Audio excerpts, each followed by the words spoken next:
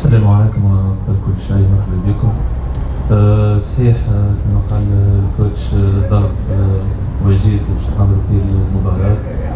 اللي اللاعبين الكل على شد تركيز المباراة هذيا ديربي مغاربي مش غرابة على العامة. ان شاء الله باش نكونوا حاضرين ذهنيا وبدنيا كما يلزم. فما شوط اول باش يتلعب في المغرب، كذلك فما شوط ثاني في تونس. نكونوا حاضرين على جميع الوجهات ان شاء الله وربي يوفقنا. شكرا على السؤال. كما قلت المواجهة باش تكون صعيبة، ديربي مغاربي. تصور العامل الأول هو باش يحكم في الميدان هو العامل الذهني.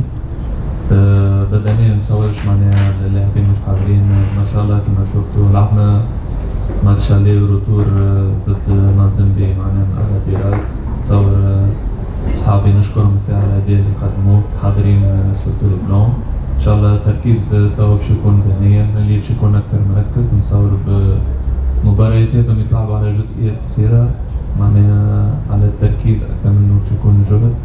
ان شاء الله نكونوا حاضرين احنا كما يلزم. عندنا الشوط هنا لازمنا يعني نكونوا حاضرين سورتو معناها نيفو ريزولتا، نحاولوا باش نكونوا ايجابيين هنا. نعطيو كل منافس حقه وان شاء الله نكونوا على تم استعداد. تفضل. السلام عليكم.